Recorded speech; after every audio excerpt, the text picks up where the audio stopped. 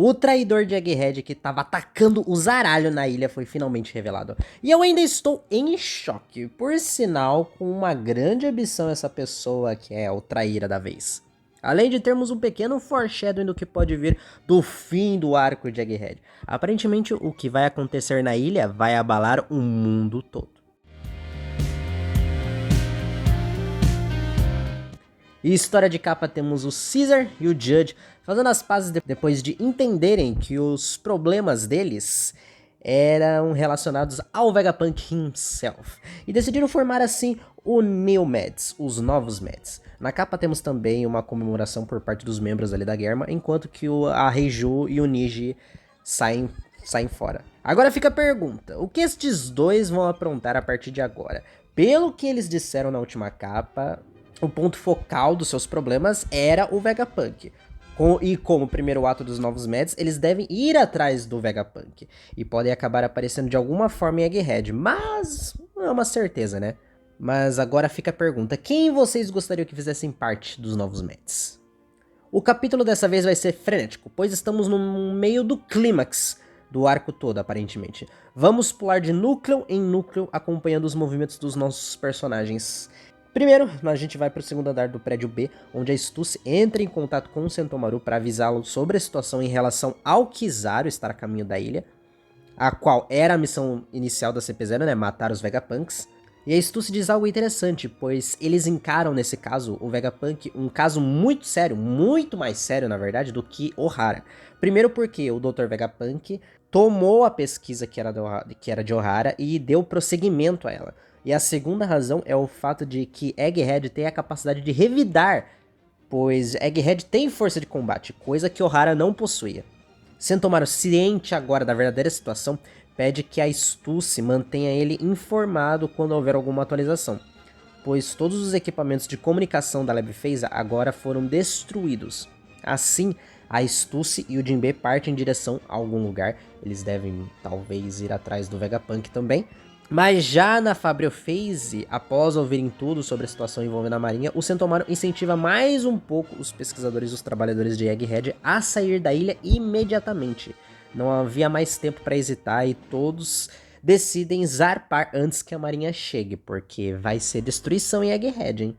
O Vegapunk teve todo o conhecimento que o Ohara adquiriu graças aos livros que ele leu em Elbaf e deu prosseguimento a essas pesquisas. Por mais que ele não tenha feito muito progresso o suficiente, pois como o Shaka disse pra Robin quando eles se conheceram, que eles sabiam tanto quanto ela sabia, já era motivo suficiente pra Maria e o governo perseguirem. Ainda mais depois que a pesquisa que ele estava fazendo foi vazada. Então, ainda por ser que ele tenha descoberto algo que ainda não deve ter contado, ele ia de qualquer jeito ser perseguido. E realmente, Egghead, diferente de Ohara, tem um poderio pra revidar contra o governo. Agora o ponto é, a ilha vai conseguir revidar e sobreviver a esse evento? O que eu me pergunto é o que vai acontecer com Punk Records, cara. O que vai acontecer com Punk Records? Porque é todo o conhecimento do Vegapunk numa, digamos, inteligência artificial, né? Então, será que o Punk Records vai ser completamente destruído? Mas seguimos aqui. No terceiro andar do prédio C, Frank está passando por mais alguns apuros, né? Metade do seu corpo está petrificado, enquanto a Lilith e o Usopp, como vimos, viraram pedra. Ele ordena que a Ice Snake desfaça tudo que ela fez, e se ela o fizer, ela será perdoada. Mas o foco da missão dela é ir atrás do Pitágoras. Pitágoras tenta argumentar com ela, questionando quem deu aquelas ordens para ela. Enquanto isso, ela está prestes a pisar no Pitágoras. No caso, né, eu acho que ela pisou nele, pois houve-se um crack depois. E ela ainda explode tudo. Então, tadinho do Pitágoras agora, hein? Será que o Pitágoras foi de base também? No final, o Frank pede pra ela esperar, já que ela parece estar partindo pra outro lugar. Continuar a missão dela, né, de acabar com os Vegapunks. Mano, essa menina é o capeta, né? Nossa, causou demais aqui no grupo do Frank. Que acho que foi o que sofreu mais, né? Na verdade, não, que acho não, foi o que sofreu mais dentre todos os grupos. Como isso tudo vai ser resolvido vai ser uma pergunta, porque lembrando, a marinha tá a caminho e devem estar perto de chegar em Egghead. E somente a S-Snake pode desfazer a cagada que ela tá fazendo. Mas, bom, o grupo da Robin é o que mais está tranquilo por enquanto. O segundo andar do prédio 2. Atlas, Robin e Chopper estão conversando e desejando que todos estejam bem, pois eles estão ouvindo explosões e gritos em toda parte. A Robin já sabe que se a Nami gritar, a cavalaria vai vir ao resgate e já está no meio do resgate dela. E sabe que as equipes estão lutando contra os Serafins. E enquanto todos lutam, algo pode acontecer com o Vegapunk. Então o Chopper concorda com o que a Robin disse e a Atlas se lembra sobre um antigo laboratório que existe ali. Que é o que a gente sabe que é onde o Stella está sendo mantido. Mas a Atlas não acha que alguém acharia aquele lugar útil. Mal sabe ela, né? Mas a Robin diz para eles darem uma olhada. O grupo da Robin deve ser o que vai descobrir sobre o real traidor, né? E possivelmente salvar o Stella. E também devem ser o grupo que vai confrontar o traidor. Já no terceiro andar do prédio A, a Nami pede ao Edson para aguentar firme, enquanto o Brook vai tentar encontrar o Stella também. Enquanto isso, o Sanji está poderosamente tancando um socão do S-Shark, já que seus poderes Germa estão ativados, deixando o Jinbinho em choque, por sinal. Detalhe que a sobrancelha dele ainda está invertida, indicando que sim, o seu fator de linhagem está ativado. Essa é uma ótima maneira da gente descobrir quando que o Sanji está com o fator de linhagem dele ativado ou não. O Sanji ainda pergunta ao Serafim se ele sabe o que o poder do amor significa. Esse Serafim já está de passagem comprada para o céu, depois dessa cena. O único problema é que o Sanji não sabe a respeito da chama nas costas dos Serafins, né? Mas que vai dar uma boa luta, vai, hein? Já na sala de controle, o grupo do Luffy está tentando causar algum dano aos Serafins que eles estão lutando, pois as chamas não estão apagando. Mas o que eles não esperavam era que o Mini Mihawk desapareceu, e eles se perguntam aonde diabos ele foi. Eles chegam à conclusão que talvez ele tenha mudado a ordem dos seus assassinatos e deve estar indo atrás dos membros menos problemáticos primeiro. Então ele deve estar indo atrás dos companheiros do Luffy. O Zoro então decide ir atrás do Mini Mihawk, mas o Luffy manda o Kako ir junto dele, pois, como a gente sabe, o Zoro é meio perdido. Detalhe que o Luffy chama o Kako de Usopp. E só depois o Kako se liga que o Luffy chamou ele de Usopp. E cara, um adendo, o Luffy chamou o Mini Mihawk de um menino dos olhos de falcão. E não é possível. Não é possível isso. O Zoro ainda não se deu conta de que ele tá lutando com um clone do Mihawk. O maluco é muito desligado mesmo, cara. Nossa senhora. Enfim, o Luffy tenta dar um Hawk Gatlingun no S-Bear, mas Zuruchi fala pra ele não gastar energia à toa e usar ataques a esmo. Eles precisam bolar alguma estratégia para poder lutarem contra os Serafins. Então o narrador, onipresente de One Piece, vai dizendo que aquele foi o dia antes, o dia que antecede o grande incidente de Egghead. Porém, toda essa história havia começado há 3 meses. Enquanto ele fala esse trecho inicial, uma cena da Bonnie chorando é mostrada. Ela deve com certeza ter descoberto a respeito do passado do pai dela e o motivo dele ter se tornado um ciborgue e toda essa relação aí que tá envolvendo o Kuma e a Bonnie. Um flashback começa 3 meses atrás na Terra Sagrada de Marijoa. Alguém entra em contato diretamente de Egghead, pedindo para falar com os superiores, no caso, o Gorosei.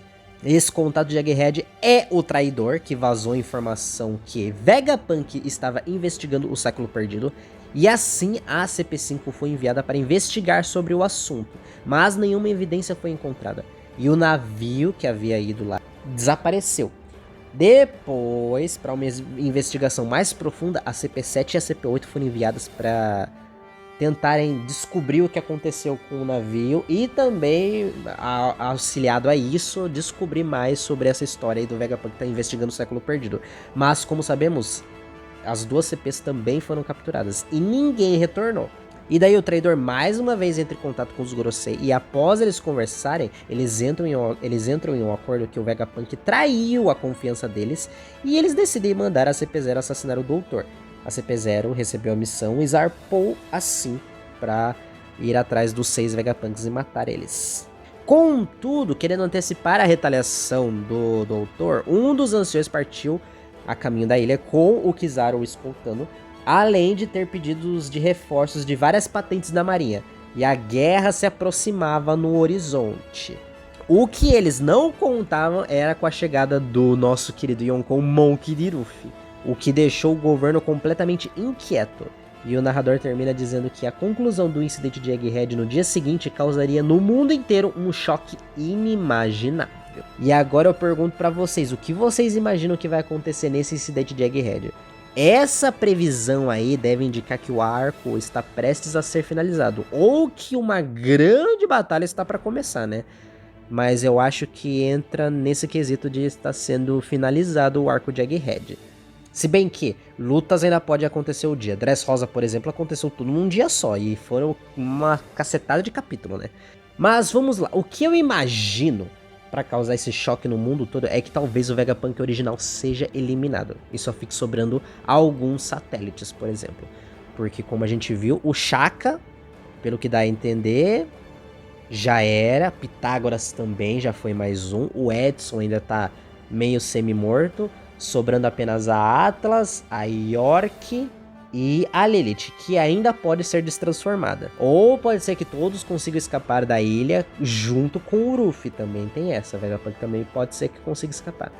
Ou também pode ser algo em relação ao Gorosei estar presencialmente na ilha, porque esses malucos não saem de Marijoa, mas nem se, sei lá, se alguém pedisse pra eles saírem.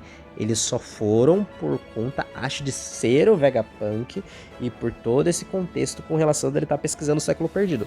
Eu acho que é mais por isso que um Gorosei está saindo de Egghead. Pode ser que esse seja também o motivo do que vai abalar o mundo. E também pode envolver o confronto entre o Ruffy e um Gorosei. O Gorosei sair ferido, imagine. O Ruffy consegue dar um soco e causando assim ferimentos graves. Ferimentos graves não, mas ferimentos consideráveis no Gorosei. Seria um choque tanto, hein, pro mundo todo. Porque é basicamente você declarar guerra contra o governo. Ou até mesmo, quem sabe, alguma informação envolvendo o governo mundial pode ser vazada. Sei lá, imagine... descobrem sobre Musamá. Imagine se aparece o Dragon também no meio dessa história toda. Porque o Shaka já tinha avisado lá atrás, né, que ele iria morrer. Então pode ser que o Dragon já esteja meio que sabendo das coisas e já esteja preparando algum contra-ataque ou alguma coisa pra poder ajudar ali o pessoal. Vai que também, né? O que a gente sabe mesmo é que o Morgans vai encher a boca com essa notícia. Se a gente lembrar bem, quando ele apareceu lá no 1075, que foi quando a Vivi reapareceu, ele estava preparando uma manchete e estava recebendo informações de Egghead. Então a matéria já está sendo preparada. Essa matéria já está sendo preparada e tanto que ele estava querendo ganhar alguns pontos ali com o governo. E a notícia que vai sair ou vai favorecer o governo ou vai colocar o governo como inimigo, dependendo do grande evento que ocorrer na ilha. Mas o Morgans é o que vai sair ganhando, porque vai gerar uma notícia sensacionalista de qualquer forma. Afinal, ele em certas ocasiões vai priorizar o entretenimento com as notícias dele do que a verdade em si. E tudo vai depender do que isso trará de benefício para ele. Mas nas páginas finais do capítulo temos o Shaka caído, Vegapunk gritando com a pessoa que atirou no Shaka, e temos a revelação de quem é o traidor. York, que ambiciosamente diz que vai se tornar um Tenryubito. Vegapunk grita com ela dizendo que eles já foram pra Marijoa no passado, então por que ela quer ser um humano tão desprezível daquele jeito? E ela ri dizendo que ele está parecido com o Shaka, mas que agora infelizmente ele estava morto. E no fim, diz que neste mundo estaria melhor se apenas existisse um Vegapunk. Eu me sinto completamente um trouxa.